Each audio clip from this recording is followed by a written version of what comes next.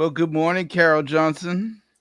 Good morning, Bob Ponce. And it is a bright and beautiful September morning. And Yes, it is. Yes, it is. and I hate to ruin it by talking about COVID, but here we are. Yeah, well, we took a little break. We gave you guys a break. It's good to see you again. You hmm know, um, I think people started getting like really COVID weary, but as we can see now, how things are spiking, that while people were getting tired, they were getting lax, and hmm so we're back. hmm So, should we talk about these mandates? Yeah, let's go for it. So they started out with Mayor De Blasio, and now we have a new governor, Governor Hochul, and she is taking the hard line. If you are a healthcare worker, if you are part of the Department of Education, you basically got till Friday to get your vaccine, or you are out of a job. Not going to be paid, and they have people to replace you. Well, I mean, it's clear that something had to be done and they had to take the hard road. I'm sure, especially since she's new to this position, it's something she didn't want to do. But the bottom line is, as the schools open, they have to close shortly after opening because COVID cases are being found. Now, I don't know if that's because they're randomly testing and those who are positive are the ones that's randomly not being tested and they're getting in. But they're finding even when they're doing the orientations with just the teachers and the staff, they're getting too many COVID cases. So to keep opening for 2 days, having to sanitize the schools, which is what, $50,000, I think. That's what it was in the beginning. Um, that's money that could be used for housing, still the food insecurities and to put towards the eviction moratoriums, and it's so many things that money could be used for, but it just doesn't make sense to keep opening and closing schools. And what happened is that Monday night, a federal appeals court upheld the order or lifted the order that was blocking New York City from enforcing the mandate because of legal challenges. But those legal challenges have now been knocked down by the federal court. So it's pretty much going forward. Yeah, I think across the board, across the country, the judges are waking up because there's just too many officials, too many governors across the country who are trying to stop mass mandates, and in particular with the schools, knowing that children can get it, knowing that the number of children with the variant are rising, knowing that these kids have to now be put in adult hospitals because they're running out of beds for kids and they're running out of beds for adults. And so a lot of the numbers are back to where they were back in May and June hmm in a lot of states. Let's be clear about that. When we had refrigerator trucks outside all of the hospitals, those numbers are existing and they're constantly moving around from state to state. When we first started, it was like one or two states hmm where you saw it, like California, and I think it was Florida. And now all of these states, now it's what, about 15 states? Well, the average daily death toll has climbed above 2,000 for the first time since March. And about a third of those 2,000 are coming from just Texas and Florida. Look at So that. that tells you pretty much all you need to know about this situation. You know, so it started in one state and it moved to another. And the next thing you know, it took like what it a bullet train straight over to New York. hmm And here we had it and we became the center. the epicenter. But we're traveling. People are traveling and they're very, very lax Mm-hmm. about the traveling, and people are coming back and they're not quarantining. You don't have to quarantine as long as you did before. They said, you get checked. If you check out that you're negative, you're fine. But, the hotels are opening again where people are going to quarantine. And I know a few people who had the breakthrough, who got COVID after getting both vaccinations, but they were fine. Some had some minor symptoms, but they Mm-hmm. were fine. They quarantined, they tested again, they went back to work. Mm-hmm. And a couple of them were teachers. So, again, the vaccine is working.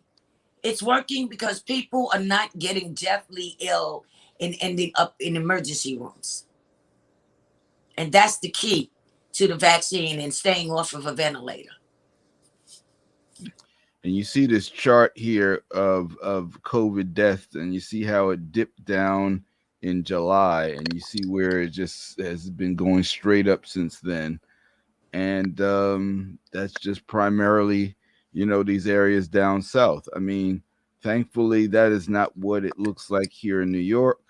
Um, and I think that the measures that are being taken are, what needs to be done. Yeah. And those places are a lot of places where a lot of us are traveling to, Mm-hmm. and just coming back and having welcome home parties. I see now even the mayor has mandated that people without masks on the public trains will be fined $50. Well, good luck with getting the $50, but he said they will start finding people if they get on any MTA trains without masks.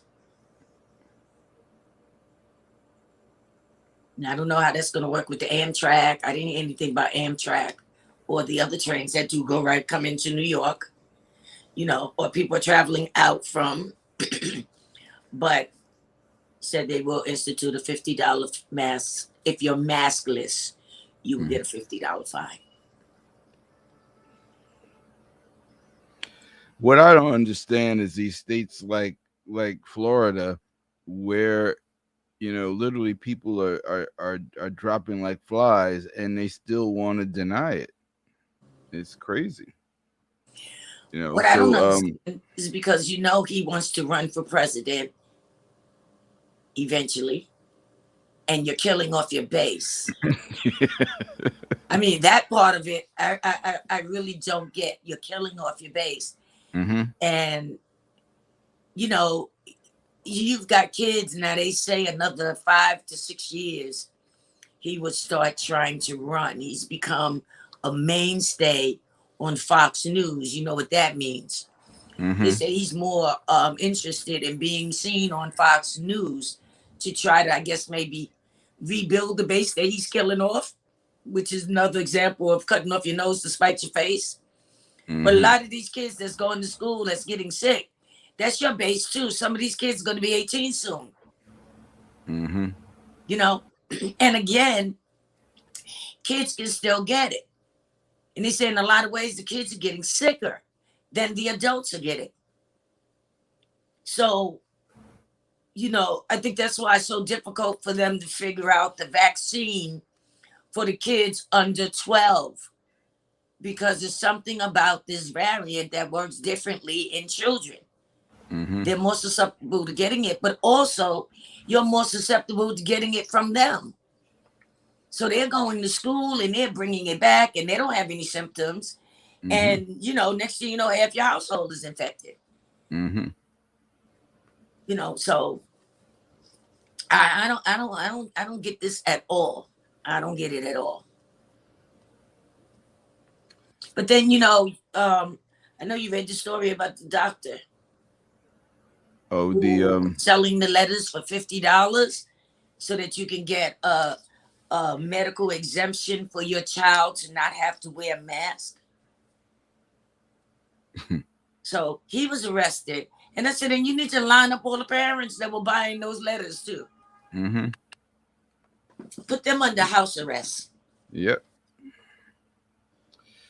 So we also hit a milestone on Monday where COVID is officially the deadliest pandemic as our fatalities surpassed the 1918 flu estimate. So thanks to Texas and Florida for that.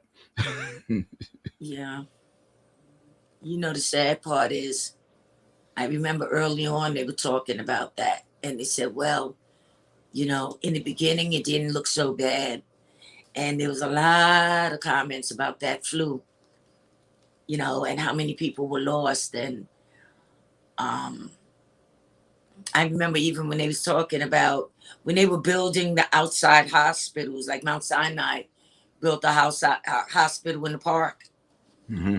and they had all these people outside and trying to get the natural vitamin D, and the conversation just kept going that you know um, we know people in quarantine, but you got to get out, you got to get that vitamin D, because we don't want to see those numbers. That was the worst. That was the worst. That was the worst. But if we just do the right thing, we'll keep that number down. We never want to see those numbers again, no matter what the situation is.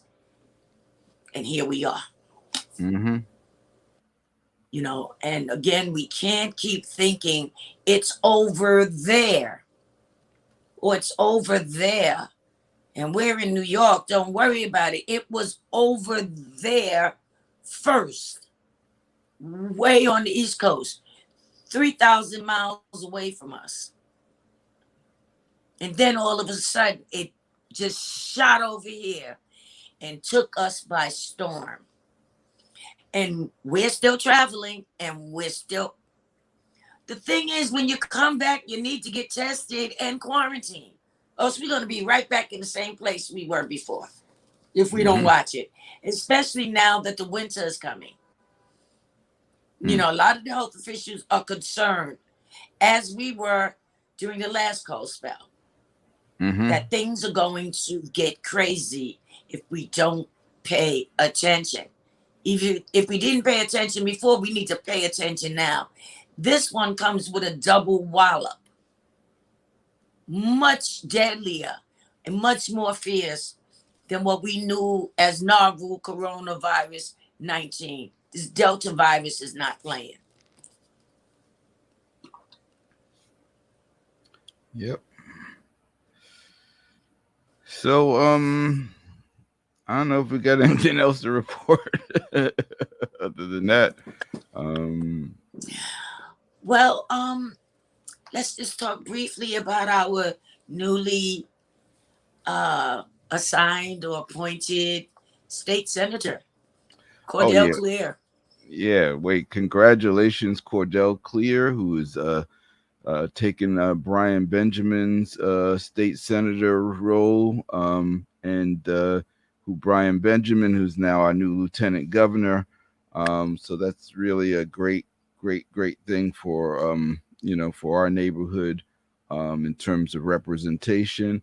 And let's give some props to Governor Hochul, who has come in and is clearly establishing herself and her governorship as something that is very different than Governor Cuomo. Not necessarily in from the COVID standpoint, but in terms of just overall engagement and being more collaborative and I think she's made some moves that signal that it's going to be a very different administration.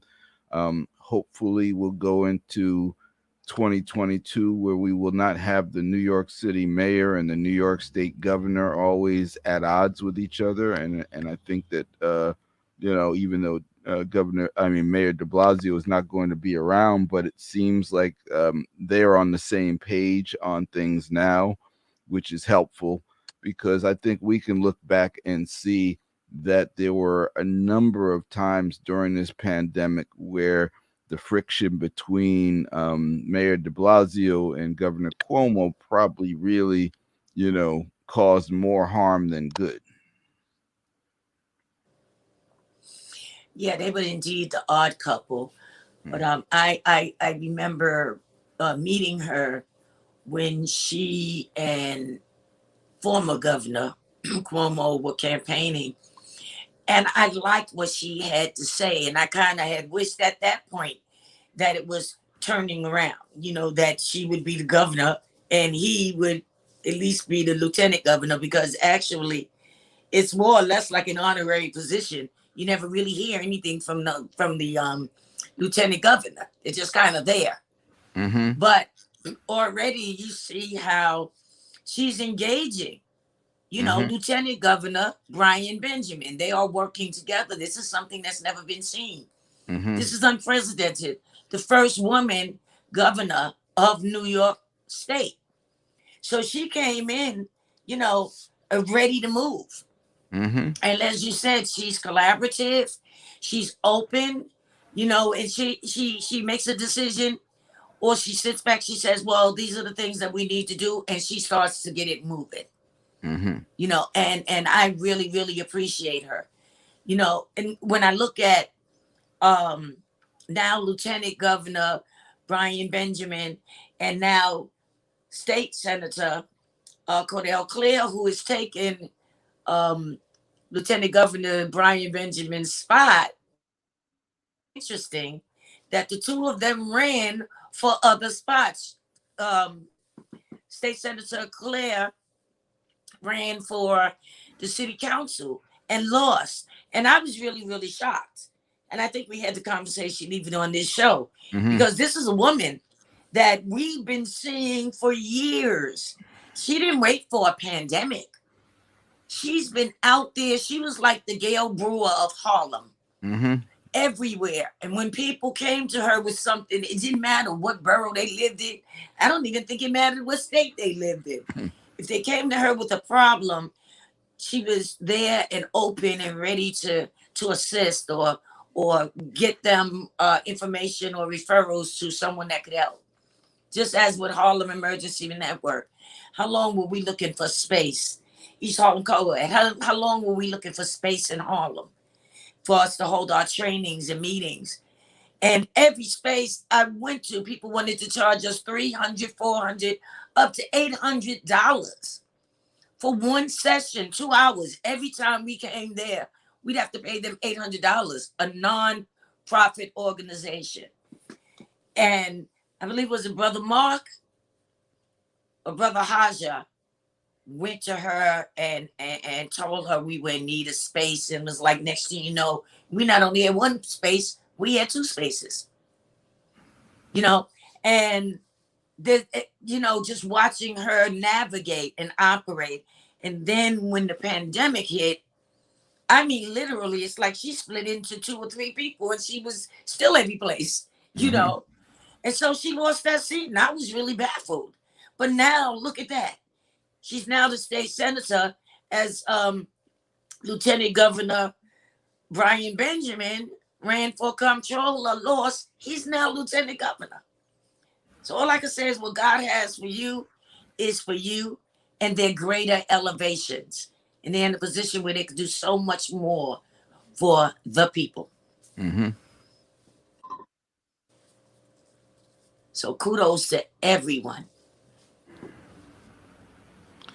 So I'm hoping that we continue to keep the numbers down here in New York, and can try to go into the holiday season and then the new year, and whatever is going on in the other states, if we can start to put this behind us and get some normalcy, that would be a great thing. Yeah. And, if we just do the right thing. And I know people are mad, and let me just say this. I found it very interesting. A whole lot of people that are actually calling people stupid. Oh, they're stupid for not wearing a mask. Now, we've seen this pandemic change in so many, it just took on so many different faces. Every time you turn around, in the beginning, we didn't know where it was going. It kept turning here, went there. Then at one point, you had like 4 or 5 different variants, which still have not been totally erased. because they say Alpha is still trying to gain speed again. Mm-hmm. And, so, people say, oh, they stupid. All you got to do is just wear a mask, just wear a mask. Well, the same way this virus is changing and advancing, then that means the treatment and the protocols behind it has to advance too. And so it is advancing from simple mask wearing, social distancing, and hand washing. It is now advancing to the point of having to be vaccinated. And some of the same people who were calling people stupid for not wearing masks won't get vaccinated. Now, personal choice. But now if our officials say you can't go into a movie, you can't go to a concert, you cannot have indoor dining, and it's about to be cold. So you won't be dining indoors. You won't be able to participate in any of those things that you were pushing people to wear masks so that you could get back and do those things. Do not get upset. You have a choice to make. And whatever choice you make is going to be your choice. But if you're going to do it, then do it with gladness. Don't get mad if you get locked out of being able to go different places. But this thing is changing, just as the virus keeps changing. And we've been vaccinated forever. So when somebody comes to me and say, well, I don't know what's in the vaccine, where's that ugly mark? All of us have. Mine wasn't as bad as everybody else's, you know. But back in 19, blah, blah, blah, when I had this, we had absolutely no idea what was in that vaccine, and we had to take it. And here we are today. And we had to get those shots when we were 3-month-old babies. Our parents had no idea what were in those shots. And we had to get several shots before we went to school. Then we had to get vaccinated to go to school. Then we got that little sugar pill, you know, for the polio. But the one thing that we did see is I know when I was going to school, every place you look walking down the street, there were kids on crutches with those braces. And then slowly but surely, you stop seeing that. And that was the polio, diphtheria. You stop seeing measles and different things like that because of the vaccinations we had. But I'd like to trust that 50 years later, medicine has advanced. And if we got those vaccines back then, not knowing half of the stuff that they know now, and we're still here, I think we're ahead of the game. So they're just choices that people have to make. And I think you need to make them legitimately and you need to make them responsibly and make them according to the medical, the professionals, the science, and not the people at the UCLA, the University, the corner of Lenox Avenue. Stop listening to those people. Get it responsibly. Green, which is basically the percentage of New York City residents who test positive 7-day average. And as you can see, it's been going downhill, which is good news, from 3% to a little bit over 2.25% as of the 27th, which was Monday. So that's the good news. The bad news is it's still, we had it down to below 1%. Just months ago, it was way, way below 1%. And it looked like it was, you know, getting ready to disappear.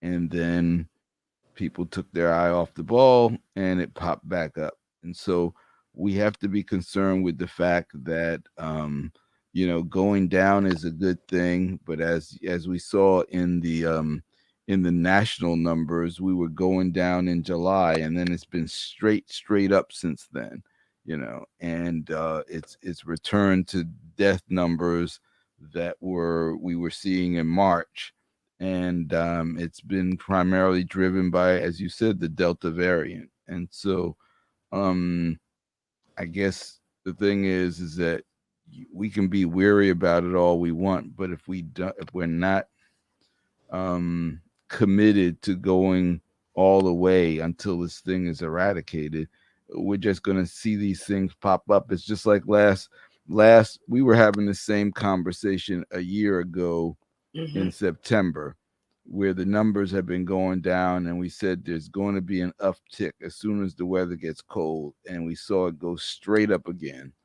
Um, and so we're here having the same conversation a year later, and saying the same thing is that this is these types of things proliferate more in the cold weather, because you don't, people are not getting the same amount of vitamin D. They're not getting fresh air. They're staying more indoors, which is where it has a tendency to spread when people gather. And as much as we want to put it behind us, it's not behind us. And when you have states, there's no borders, there's no immigration, and if somebody wants to travel from Texas to New York, they're here. If they want to travel from Florida to New York, which happens all the time, they're here. And if somebody is coming from Texas and they have it, they're bringing it right back here. And so that is one of the downsides of New York is everybody wants to come here, everybody does come here, and so that as long as it's going on somewhere else, it's got the potential to come back here and bring, more harm. So um we have to use a high degree of common sense. It's interesting because back about June of last year, June, July, we were fighting for testing sites. Hmm. And we were still fighting for testing sites, believe that or not, you know, more than a year later. And upper east side, tons and tons and tons of testing sites. People could just roll out their bed and get a test. And at that point, they could get a vaccination as well. And we fought. And a lot of those people weren't getting tested, you know. And so it's interesting that our numbers were going up in East Harlem, West Harlem, Central Harlem, the Bronx. The numbers were going up, and we couldn't get those sites. And then we said, well, look at the people down here. The privileged people have all the sites, and they're the ones that's getting tested. Then all of a sudden, like 2 months ago, everything flipped, and the numbers, based especially because of this variant, had risen drastically in those same prominent areas on the Upper East Side. The numbers rose, and the administration got a little frightened. They said, "Wait a minute now, because this is one of the cleanest areas in New York," and all of a sudden it rose. And that's because the restaurants was open, and then they put the little haciendas outside, little street restaurants, and everybody started gathering, and those places are so small that you can't really distance from anyone. And at the same time, we started getting the notices. The numbers in our area started going up and up and up and up in East Harlem. And when we got an alarm that said, okay, guys, you got to get busy. You got to get back on the ball, even though we never dropped the ball. You really got to get this information out to people. All of a sudden, it wasn't the Upper East Side anymore. It was 10035 East Harlem, 10037, 39, 38, 40. Those numbers were starting to rise. And we're waiting to get some data to see where those numbers are now. But they haven't really leveled off. So again, it falls right back into black and brown areas. If our numbers are constantly rising, we are doing too much gathering and not enough distancing, and not enough still washing our hands. People stop talking about washing your hands. And we're not wearing masks if those numbers keep jumping up in our areas. That doesn't make sense. So we have to take care of ourselves, but we got to take care of each other. So, if you're wearing masks and you're the only one in the group wearing masks and you're asking everybody else there, well, where's your mask? No, don't sit too close to me. Oh, this thing is, it's time for you to get another group of friends because our very lives depend on it. So we need to get busy because those numbers are going up. So what are we going to do about it? We can't just keep complaining about it. We want to go out and we want to do this. We got to do the things that's necessary to bring those numbers down. Yep. So it's good to be back. We've been off, about 4 weeks? Maybe, I don't know, a couple weeks, 3 weeks. I don't know. Yeah. We're here now. We're back. So, that's what we have to say for today. We will again keep you posted on all the latest developments. Bob, good to be back in the saddle with you. Yeah, good to have you back. All right. So everybody, as always, stay safe. Wear your And mask. look out for each other. And take care of each other.